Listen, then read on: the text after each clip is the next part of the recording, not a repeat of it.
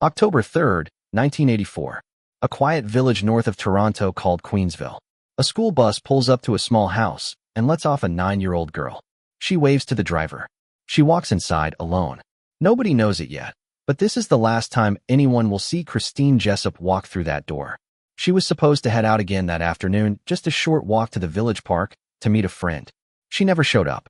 And by the time her mother and older brother got home that evening, the house was empty. Her jacket, gone. Her shoes, gone. Christine, gone.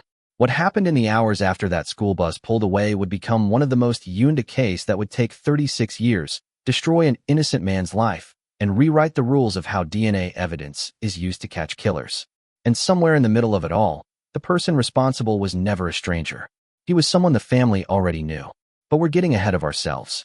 Let's go back to the beginning. Before we go further, if you're new here, make sure you're subscribed. We cover cases exactly like this one every week. Cases that start ordinary and end up changing an entire justice system. And drop a comment letting us know where in the world you're watching from tonight. It always surprises me how far these stories travel. Now, back to Queensville. In 1984, Queensville wasn't much more than a handful of homes clustered around a general store, a small church, a cemetery, and a community park with a ball diamond. It was the kind of place where doors were left unlocked, where kids were sent outside to play and only expected home before the streetlights came on. Everyone more or less knew everyone. Christine Jessop grew up in that world. She was 9 years old, described by those who knew her as a girl who loved life, her family, her school, her sports. The kind of kid who, when she stayed the weekend at her grandparents' house, would still call home just to say hi. That particular Friday, she was alone in the house for a reason. Her father, Bob Jessop, had been taken into custody 2 weeks earlier on charges of misappropriating funds. That afternoon, her mother Janet and her older brother Kenny had driven into Toronto to visit him at the East Detention Center. Janet made the call that 9-year-old Christine was too young to come along and see her father behind bars. So she left her home, expecting her back before they returned. When Janet and Kenny got back to Queensville that evening, the house was empty. No note. No sign of where she'd gone. And for a family that knew their daughter well, a girl who wasn't the type to wander off, who always kept people posted, the silence didn't add up. Word spread through the small community almost immediately. Within hours, Queensville wasn't just a village anymore, it was a search zone. Neighbors, friends of the family, people who'd never even met Christine, came out in the dark and the cold to comb fields and ditches and backyards. Her photograph went out to local police, then regional police, then the news. Within days, her face was on television sets and front pages across the province. A 9-year-old girl vanished without a trace, in a place where nothing like this was supposed to happen. Days turned into weeks. Weeks turned into months. Christmas came and went in the Jessop household with an empty chair at the table. And still, nothing. No leads that held up. No sign of Christine. Then, on New Year's Eve, December 31st, 1984, nearly 3 months after she disappeared, that silence broke. Not with the news the family had been praying for. In a rural stretch of land near the town of Sunderland, roughly 50 kilometers from the Jessop home, someone made a discovery that would end the search and begin an entirely different kind of investigation. One that, decades later, would expose a wrongful conviction, a broken system, and a killer who had been hiding in plain sight the entire time. What they found in Sunderland that day and what it set in motion is where we pick up next. If this story has you on edge already, that's exactly the point, because what comes next involves a man who was innocent, a trial that got it catastrophically wrong, and a killer who wouldn't be named for another 36 years. Subscribe now so you don't miss part 2.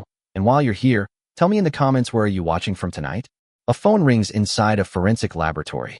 On the other end, a lawyer waits and does not know that whatever happens next is about to unravel 8 years of Guy Paul Morin's life in one direction and blow the entire case of who killed Christine Jessop wide open in another.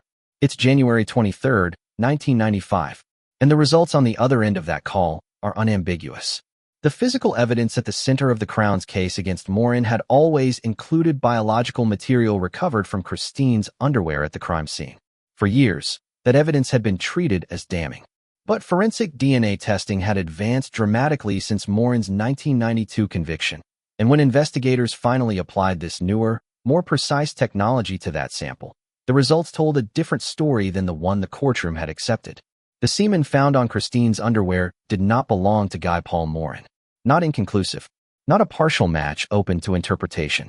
A conclusive exclusion. Whoever had left that evidence at the scene of Christine Jessop's murder, it was not the quiet neighbor sitting in an Ontario prison cell. The Crown and the defense submitted this new evidence jointly. There was no dramatic courtroom battle over whether to accept it. The science simply didn't allow for one. And with that, Guy Paul Morin, convicted of first-degree murder in 1992, was acquitted. He walked out of prison having served 18 months for a crime that DNA evidence now proved he did not commit. 18 months is not a small number. It's over 500 days spent in a cell, branded in his community and across the country as a child killer, all while the actual killer remained free, unnamed, unbothered. Think about what those 18 months actually meant. Every single day inside, Morin knew he was innocent. Every single day, somewhere out there, the person genuinely responsible for what happened to Christine was walking free, possibly still living in the same region, possibly still crossing paths with people who had no idea.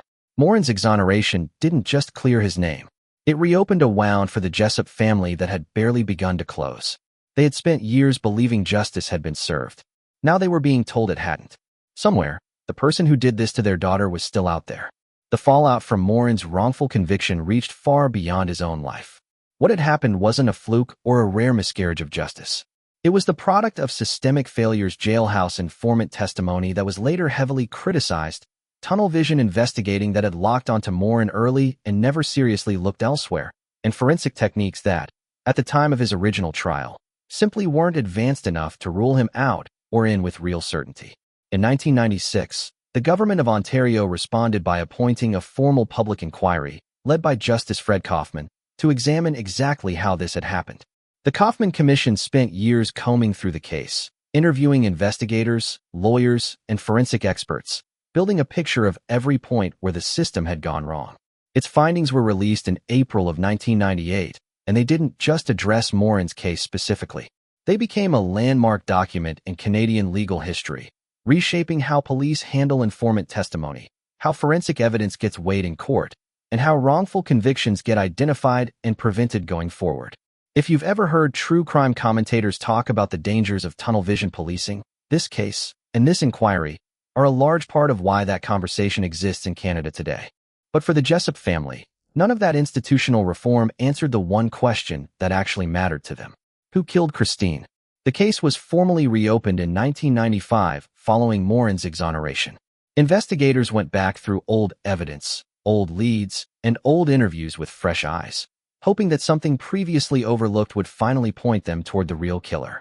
For about 3 years, that effort continued. And then, without a viable suspect, without new forensic capability advanced enough to identify a DNA profile against a national database, the trail went cold again. Christine Jessop's murder shifted from an active investigation into something far more painful for a family to live with, an open wound with no name attached to it. For the next quarter century, the person responsible for her death lived somewhere in the world completely unknown. He could have been anyone. He could have walked past members of the Jessop family at a grocery store, sat near them at a restaurant, and none of them would have had the faintest idea. If you've been with us through this series, you already know this feeling doesn't stay abstract for long. We've now covered 2 different cases where the person responsible spent decades hiding in plain sight, in communities where people trusted their neighbors completely. That's not a coincidence of storytelling. It's a pattern worth understanding, and it's part of why we built our safety guide the way we did.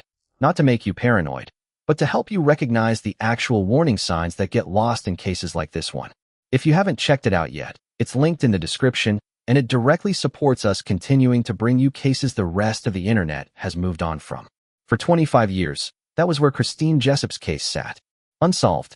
A grieving family with no answers. To understand how that name appeared after decades of nothing, you have to understand what had changed in forensic science since the case first went cold. By the late 2010s, a new investigative technique had emerged, one that had already made headlines by helping identify some of the most notorious unidentified killers in the United States. Genetic genealogy. Instead of trying to match crime scene DNA directly against a database of known offenders, this method builds out family trees from DNA relatives, however distant, who had voluntarily submitted their own genetic information to consumer ancestry services. It's slow. It's painstaking.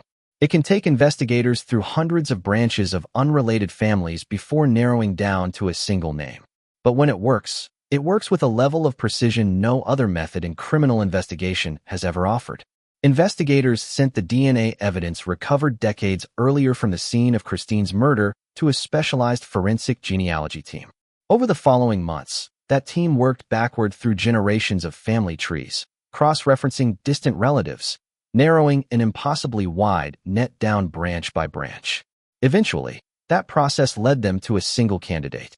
Toronto police then compared that candidate's profile against a corresponding sample held by Ontario's Centre for Forensic Sciences. It was a match. Calvin Hoover was 28 years old in 1984, the year Christine was murdered. And here is the detail that should stop you cold, the detail that separates this case from a stranger danger story you might have grown up hearing about. Hoover was not unknown to the Jessop family. He was known to them. His wife had worked alongside Christine's father. This was not a man who slipped into Queensville from somewhere else, snatched a child, and disappeared back into anonymity.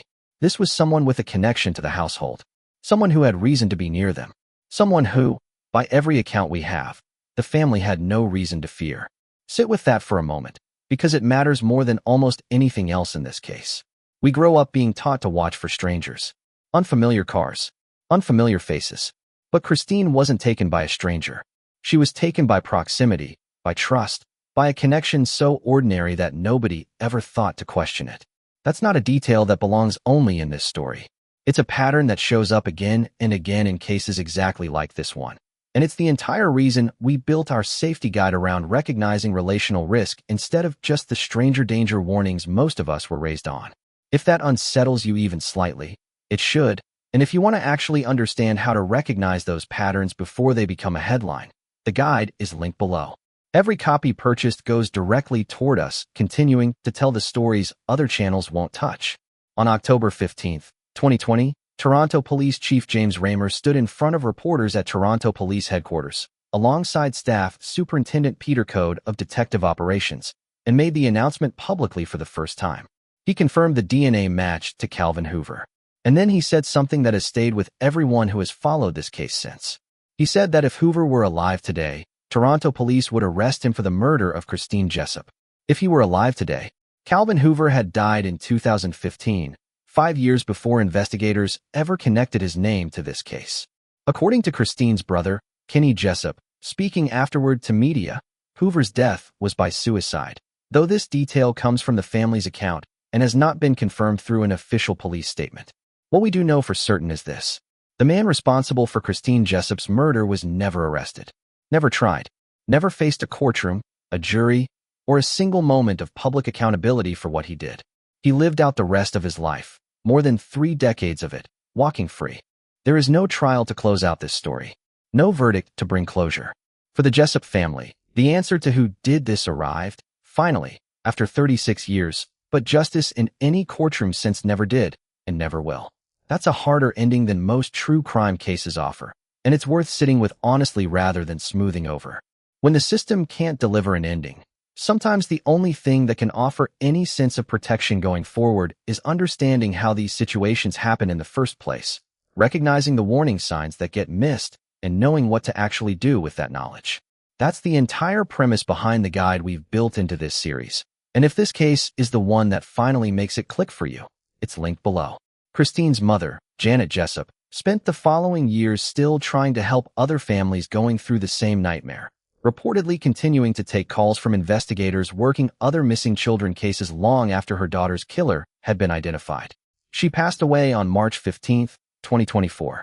Her son Kenny buried her beside Christine on October 3rd of that year, 40 years to the day since his sister disappeared from their home in Queensville.